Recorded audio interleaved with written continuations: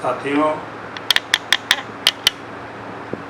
क्रांतिकारी अभिवादन के साथ भागीदारी संकल्प मोर्चा के सभी पदाधिकारी एवं समर्थक साथियों को नमो बुद्धाय, जय निषाद राज, जय सुहेलदेव, जय भीम, जय भारत।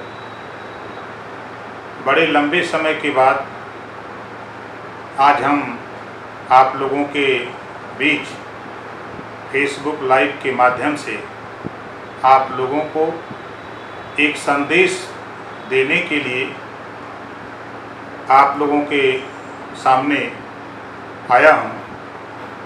और संदेश से पहले मुझे पूरी उम्मीद है कि आप लोग इस जो भारत में आपदा जो महामारी आई हुई है, इसमें आप लोग, आपका परिवार स्वस्थ होंगे, खुशहाल होंगे और जो सरकार की गाइडलाइंस है उसके तहत उसका पालन करते हुए हमको इस बीमारी से बचने की ज़रूरत है।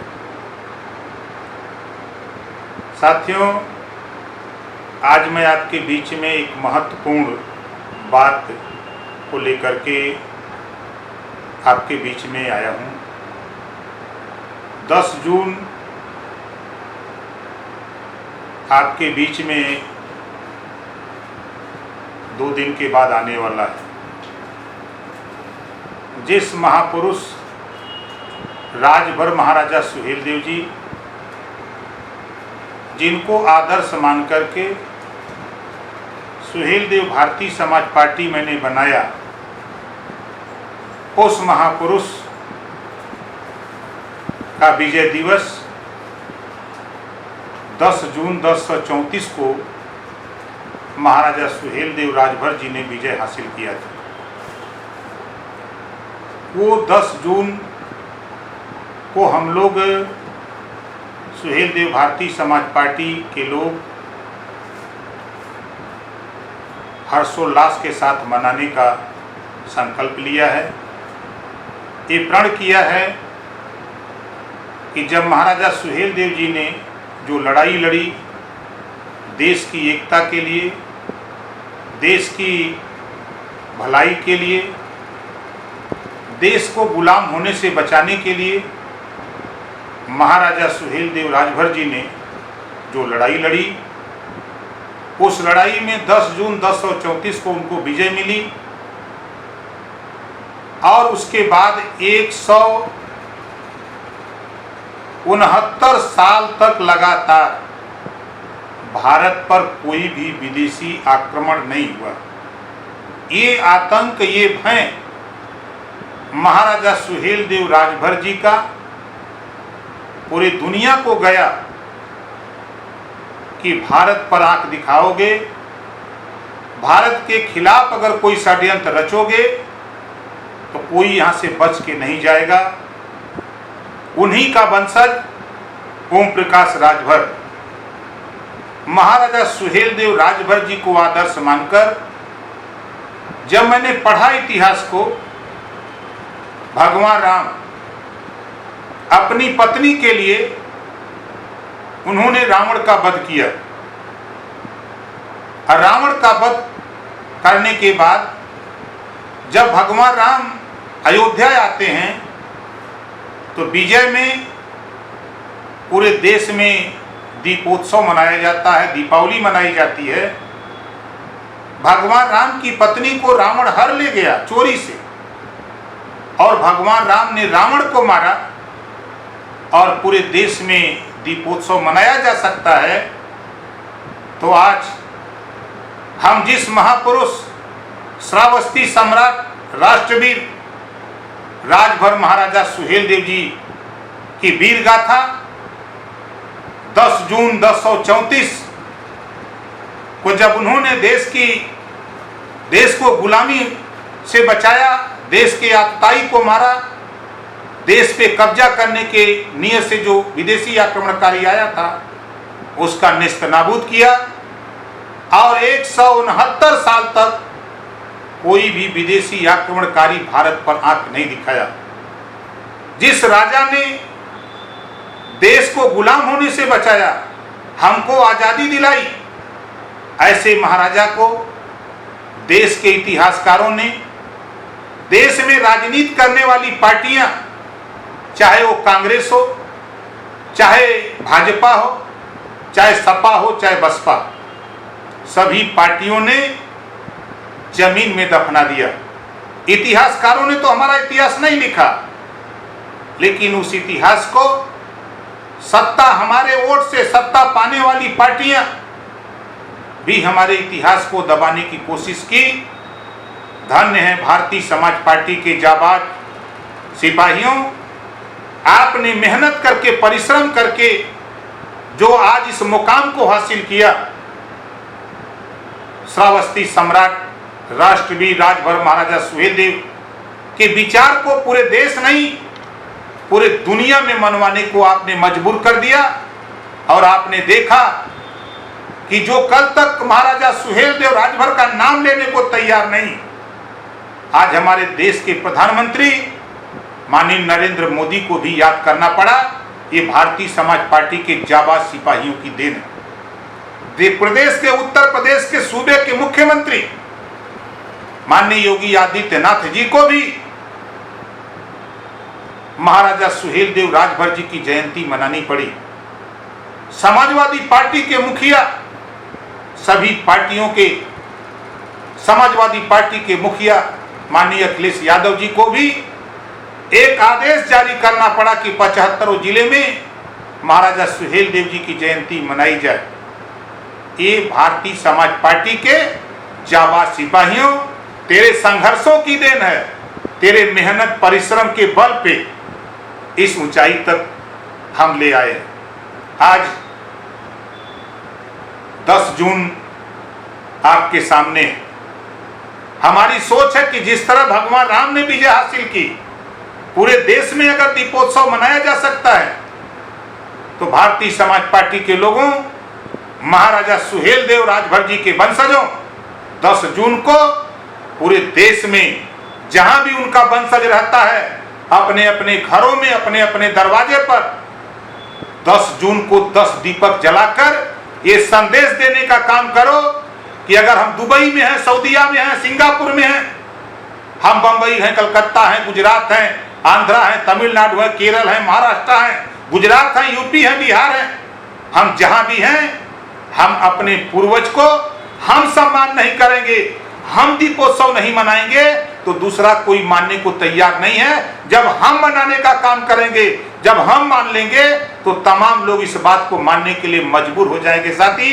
इस नाते हम आज भारतीय समाज पार्टी के नौजवान जाबाज सिपाहियों, मैं आपसे बार बार निवेदन करता हूं कि 10 तारीख को ये ओम प्रकाश राजभर, भारतीय समाज पार्टी की चाहत है कि देश में ये लगे कि ये देश को गुलामी से बचाने वाला राजा, देश को लूटने से बचाने वाला राजा, उस राजा की विजय दिवस पर हम बड़ी धूमधाम से मना रहे हैं। ये आपको 10 तारीख को, 10 जून 2021, ये आपको प्रदर्शित करना होगा अपने अपने घरों पर, अपने अपने दरवाजे पर, अपने घर में भी महाराजा सुहेलदेव जी की मूर्ति लगाकर, फोटो लगाकर, जहां भी मूर्ति लगी है वहां जिस तरह दीपावली के दिन आप दीपक जलाते हो, उसी तरह महाराजा सुहेलदेव राजभर जी के मूर्ति के यहाँ ये दिखाई दे कि इनके वंशज घर से लेकर के मंदिर तक महाराजा सुहेलदेव जगमगाते हुए दिखाई दे। आपने 10 तारीख को यह साबित कर दिया पूरे प्रदेश में, तो 22 में ओम प्रकाश राजभर महाराजा सुहेलदेव जी का सपना साकार करके दिखाऊंगा। साथियों, ये क्यों कह रहा हूं कि अब तक हमको आपको धोखा मिला, हम लोग जिसके साथ गए वो हमको धोखा दिया, जिसका उदाहरण मैं पिछड़े समाज के लोगों, मैं खास तौर से आप लोगों से कहना चाहता हूं कि आप उठा के देखो, 1993 में पिछड़ा वर्ग आयोग बनता है। किस लिए बनता है? पिछड़ों को झुनझुना थमाया जाता है। फिर सरकार बदलती है, तो सरकार पिछड़ों के दम पर बनने वाली बीजेपी, भारतीय झूठ पार्टी की सरकार पिछड़ा वर्ग आयोग के आगे एक शब्द जोड़ देती है, राष्ट्रीय पिछड़ा वर्ग आयोग 2018 में बनाती है। इससे भी संदेश नहीं पहुंचता है। 2 अक्टूबर 2017 को रोहिणी आयोग का गठन करते हैं, संदेश देते हैं कि 6 महीने में हम पिछड़ों को हिस्सा दिला के मानेंगे। बाहर नरेंद्र मोदी जी, देश के प्रधानमंत्री माननीय नरेंद्र मोदी जी, आपकी बात तो ऐसे लगती है जब सुप्रीम कोर्ट से लेके हाई कोर्ट तक आपको कमेंट करने लगा, तो ये हमारे देश के पिछड़े समाज के लोगों को समझ जाना चाहिए ये क्या हो रहा है देश में। हम आपको आगे ले चलता हूं। जब 30 मई 2018 को सामाजिक न्याय समिति की रिपोर्ट आ गई, मैं सत्ता में था, माननीय योगी जी मुख्यमंत्री, संसदीय कार्य मंत्री माननीय सुरेश खन्ना जी सदन में कहा था इसको लागू करूंगा। जब मैं बहस किया तो संसदीय कार्य मंत्री ने कहा जल्दी कराऊंगा, और 18 से लेके 21 आ गया। कितना झूठ बोलोगे आप लोग भाई। एक पिछड़ी जाति के 27% आरक्षण का बंटवारा कब तक करोगे, कितने दिन में करोगे, कब तक के पिछड़ों को गुमराह करोगे। नाई का, गोंड का, पाल का, प्रजापति का, बिंद का, केवट का, मल्लाह का, अर्घवंशी का, बारी का, बंजारा का बेटा ये कब सिपाही बनेगा, कब दरोगा बनेगा, ये कब लेखपाल बनेगा, ये कब ग्राम सेवक बनेगा, इसकी व्यवस्था कौन करेगा। सत्ता में बैठे हुए लोग बना दिया पिछड़ा वर्ग आयोग, राष्ट्रीय पिछड़ा वर्ग आयोग, रोहिणी आयोग, सामाजिक न्याय समिति की रिपोर्ट कि हम पिछड़ों को बांट करके हिस्सा देंगे। जब सत्ता से बाहर थे तब खूब चिल्लाते थे, जब आज सत्ता में हैं तो इनकी हिम्मत नहीं पड़ रही है कि 27% आरक्षण के बंटवारे की जो ओम प्रकाश राजभर ने, माननीय राघवेंद्र सिंह पूर्व रिटायर्ड हाई कोर्ट के जज, उनके द्वारा जो रिपोर्ट आई हुई 27% आरक्षण को 3 भागों में बांट दिया है। 7, 9, 11 अगर ये रिपोर्ट लागू हो जाए तो साथियों सबको बराबर हिस्सा मिलने लगेगा। लेकिन ये बीजेपी, भारतीय झूठ पार्टी के लोग, इनकी कथनी और करनी में बड़ा अंतर आ गया। हम आपको आगे बताते हैं, जब देश के प्रधानमंत्री माननीय नरेंद्र मोदी जी विपक्ष में थे तब हमारे आपके बीच में भाषण देते थे कि भारत को सोने की चिड़िया बनाऊंगा। जब देश की जनता ने, खास तौर से पिछड़े समाज के लोगों, तेरी आबादी 52% है, 22.5% शेड्यूल कास्ट शेड्यूल ट्राइब्स है और 21% अल्पसंख्यक है। आपके सामने बड़ी अच्छी बात इन्होंने कहा तो आपने सोचा कि भारत सोने की चिड़िया बन जाएगा, सत्ता उनको सौंप दिया। जब सत्ता पाते ही, जब ये सत्ता पा गए तो विश्व गुरु बनाने लगे। विश्व गुरु भी नहीं बना पाए। जब इन्होंने देखा कि अब तो विश्व गुरु हम नहीं बना पाएंगे, तब इन्होंने आत्मनिर्भर बनाने के लिए शुरू कर दिया। जब ये कुछ नहीं कर पाए तब ये भारत को आत्मनिर्भर बनाने लगे। और तो और एक कवि ने लिखा है, घर घर में घुस गए मल्टीनेशनल, घर घर में घुस गए मल्टीनेशनल, सवाल उठाओ तो एंटी नेशनल बताते हैं। बाहरी बीजेपी के लोगों, दुनिया तुझसे डरे, लेकिन ओम प्रकाश राजभर, जो तेरे सामने तेरी गलती है, जो आपने वादा किया हमारे सामने, उस वादे से आप मुकर गए हो।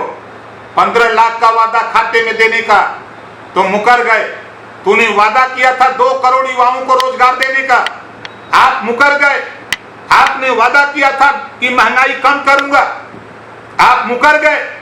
आज पेट्रोल शतक लगा दिया, सरसों का तेल 2 शतक लगा दिया, डीजल 8 रन और पीछे है शतक लगाने में।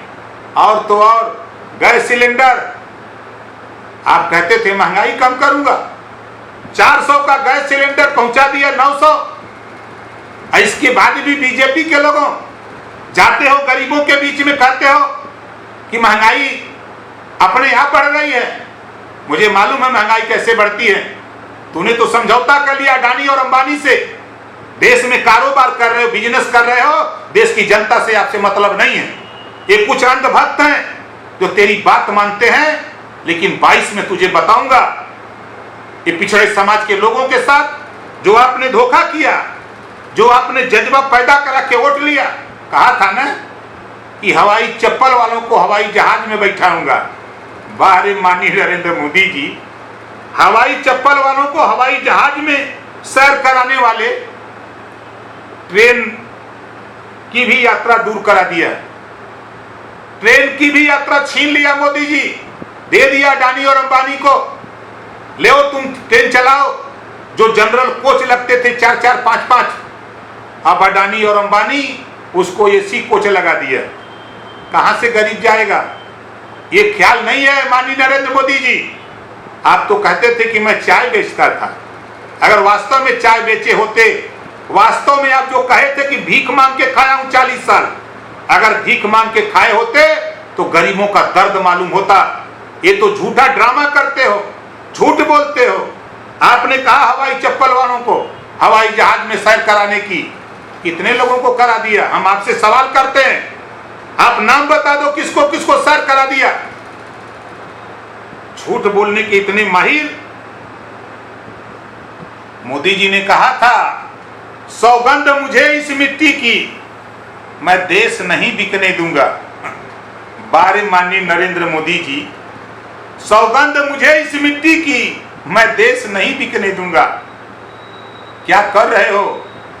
रेलवे बेच दिया, बैंक बेच दिया, LIC बेच दिया, BSNL बेच दिया, कोयले की खदान बेच दिया। किसको बेच दिया? अडानी और अंबानी को बेच दिया। समझौता कर लिया आपने अडानी और अंबानी से कि पूरे देश को अडानी और अंबानी के हाथों गिरवी रख दूंगा। 2 करोड़ रोजगार देने के बजाय आप कई करोड़ लोगों की नौकरी छीन लिया। आज कंपनियां बंद हो गई, गरीब खाने बगैर मर रहा है। आज आप परमिशन देते हो। बारे सूबे के मुख्यमंत्री और देश के प्रधानमंत्री, मैं आपसे पूछना चाहता हूं, स्कूल में पढ़ाई नहीं, कॉलेज में पढ़ाई नहीं, फीस लग रही है। बारे प्रधानमंत्री जी, गाड़ी चल नहीं रही है लेकिन उसका टैक्स चालू है। बारे देश के प्रधानमंत्री जी, मैं आपसे जानना चाहता हूं कि आप परमिशन देते हो कि 100 लोग बारात में जा सकते हैं, बिहार में आप रैली कर सकते हो, वहां कोरोना नहीं जाएगा। बंगाल में रैली करोगे, कोरोना नहीं जाएगा। केरल में, तमिलनाडु में रैली करोगे, कोरोना नहीं जाएगा। यूपी में पंचायत चुनाव कराओगे, कोरोना नहीं जाएगा। लेकिन गरीबों के बच्चे और जो प्राइवेट स्कूलों में पढ़ाने वाले गरीब समाज के लोग, जो अध्यापक हैं, उन्हीं बच्चों को पढ़ाकर अपने परिवार की परवरिश करते थे, उनको भी आप भूखमरी के कगार पे पहुंचा दिया। और तो और आपने जब 100 लोगों को बारात की अनुमति दे सकते हो तो 50 बच्चों को भी पढ़ाने की अनुमति माननीय मोदी जी, माननीय योगी जी आप दे सकते हो। लेकिन आपकी नीयत है कि देश को, गरीबों को अशिक्षित बनाना, अशिक्षित बना करके ये अशिक्षित रहेगा तो आपसे रोजगार की बात नहीं करेगा, आपसे नौकरी की बात नहीं करेगा। ये सिपाही, दरोगा, बाबू चपरासी, तहसीलदार बनने की बात नहीं करेगा। ये दरोगा, SDM, BDO, CDO, DDO बनने की बात नहीं करेगा। ये आपसे खाली राशन मांगेगा कि हमको राशन दे दो, हमारा पेट भरता रहे। आज होड़ लगी है, गरीबों को राशन दे करके आपने शिक्षा छीन लिया, आपने उनका रोजगार छीन लिया, आपने उनके बच्चे जो बाहर कमा रहे थे उनकी नौकरी छीन लिया। बारे मोदी जी, हम तो आपको समझते में मोदी जी ने किया, महंगाई आसमान पे पहुंचा दिया। और आज स्थिति जो बनी हुई है देश की, पूरा देश कहां पहुंचा दिया, हम बहुत नहीं आज कहेंगे। भारतीय समाज पार्टी के लोगों और भागीदारी संकल्प मोर्चा के साथियों, मैं आपसे कहना चाहता हूं कि घबराओ नहीं, वो समय आ रहा है, वो आपका समय होगा। और पिछड़ों के साथ जो अन्याय योगी जी ने किया है, सूबे के मुख्यमंत्री माननीय योगी आदित्यनाथ जी ने 12,460 भर्ती घोटाले में, शिक्षक भर्ती में आपने घोटाला किया। 7,460 पिछड़े दलित अल्पसंख्यक को कोर्ट में ले जाके लटका दिया, भर्ती नहीं होने दिया। आए पिछड़े समाज के नेताओं, सदन में जाने वाले एमएलए, एमपी, मंत्री, पिछड़े दलित समाज के लोगों, कान खोल के सुन लो। सदन में भी मैंने इस बात को कहा था, आज भी कह रहा हूं कि पिछड़ों के साथ धोखा हो रहा है। आप उठा के देखो, वहीं जब 68,500 शिक्षक भर्ती हुई उसमें घोटाला, 69,000 शिक्षक भर्ती में 5,844 पद। माननीय योगी जी, आपने पिछड़ों का पेट काट करके, पिछड़ों के आरक्षण को काट करके आप लील गए हो। उसका खामियाजा हम देख रहे हैं, इसकी सजा पाओगे। तूने अगर पिछड़ों को धोखा दिया, दलितों को धोखा दिया, अल्पसंख्यक को धोखा दिया है, इसकी सजा पाओगे भैया। वो आपके सामने आने वाला है, देख लेना। इस नाते आप पिछड़े समाज के लोगों, इनसे सावधान हो जाओ। मैं तो देख रहा हूं इस कोरोना में अस्पताल की व्यवस्था, वेंटिलेटर की व्यवस्था, दवाई की व्यवस्था, तो भारतीय जनता पार्टी के लोग वोट की व्यवस्था कर रहे थे। बिहार में चुनाव लड़ रहे थे, बंगाल में चुनाव लड़ रहे थे, ये वोट के लिए परेशान थे। जब इधर 5 दिन से 47 दिन से प्रधानमंत्री जी लापता थे, जब सुप्रीम कोर्ट ने डंडा उठाया तो कल परसों आ गए टेलीविजन पे चेहरा दिखाने। अरे जब गंगा जी में लाशें तैर रही थी, बांदा से लेके बलिया तक गंगा जी में लाशें तैर रही थी, और प्रयागराज में हजारों हिंदू लाशें दफना दी गई, तब आप टीवी पर नहीं आए। जब सुप्रीम कोर्ट ने चाबुक चलाया है तो अपनी शकल दिखाने आए हो, दिखाओ शकल। लेकिन ओम प्रकाश राजभर, इतना कहूंगा पिछड़े समाज के लोगों, शिक्षक भर्ती में अप्लाई करने वाले नौजवानों, अपने आसपास समझाओ, ये पिछड़ों के दुश्मन हैं, ये दलितों के दुश्मन हैं। ये भारतीय संविधान जो बाबा साहब डॉक्टर अंबेडकर जी ने दिया है, इसको खत्म करने की तैयारी में बीजेपी लगी है, एआरएसएस लगा है। थोड़ा सा जगो, इस सरकार को 22 के चुनाव में यूपी से इनको बेदखल करो, तब तुम्हारा भला होगा। मैं शिक्षक भर्ती में हुए घोटाले में मैं दावे के साथ कहता हूं, 22 में भागीदारी संकल्प मोर्चा की सरकार बनते ही 69,000 शिक्षक भर्ती की जांच कराऊंगा। जो भी दोषी पाया जाएगा उसके खिलाफ कार्रवाई, और जो भी 5,844 पिछड़ों का हिस्सा लूटा गया है, इसकी जांच करा करके 5,844 शिक्षक भर्ती की नियुक्ति करा करके मानूंगा। ये ओम प्रकाश राजभर का वादा है। इस नाते शिक्षक भर्ती के साथियों, चाहे 12,460 के अनियमितता हो, चाहे 68,500 में भर्ती की अनियमितता हो, चाहे 69,000 शिक्षक भर्ती की अनियमितता हो, इस अनियमितता की पूरी जांच कराऊंगा। और जो भी दोषी पाया जाएगा, चाहे वो आईएएस हो, चाहे मिनिस्टर हो, चाहे सीएम हो, जो भी दोषी मिलेगा उसके खिलाफ कार्रवाई ओम प्रकाश राजभर करा करके दिखाऊंगा। ये हम आपसे वादा करते हैं। इस नाते साथियों आपसे कहूंगा, भीख मत मांगो, राष्ट्रपति से आप मृत्यु दंड मत मांगो।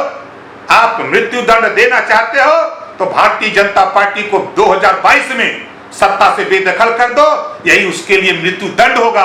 अपने लिए मृत्यु दंड आप राष्ट्रपति से मत मांगो। ये ओम प्रकाश राजभर का आप लोगों से अपील है।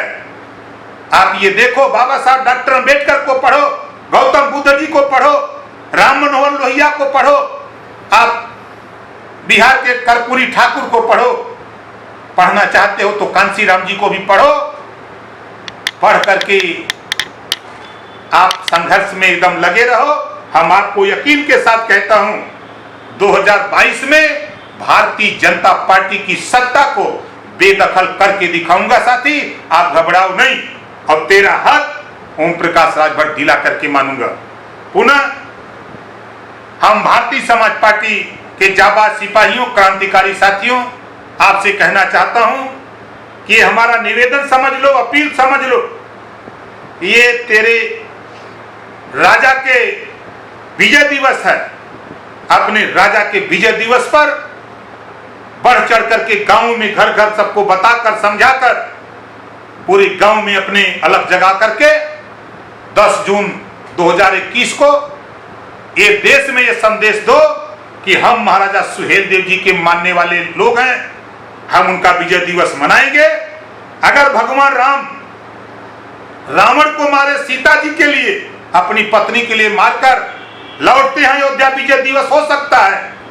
तो महाराजा सुहेलदेव राजभर जी ने देश को गुलाम बनाने से बचाया, देश को लूटने से बचाया। 169 साल तक विदेशी आक्रमणकारी सर उठाने की हिम्मत नहीं कोई किया।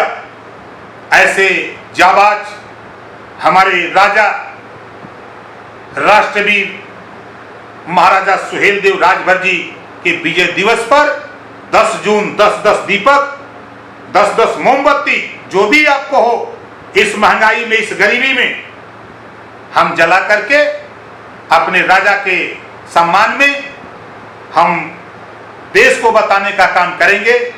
इसी बात के साथ, क्रांतिकारी अभिवादन के साथ सभी भागीदारी संकल्प मोर्चा के सभी साथियों को नमो बुद्धाय, जय निषाद राज, जय सुहेलदेव, जय भीम, जय भारत।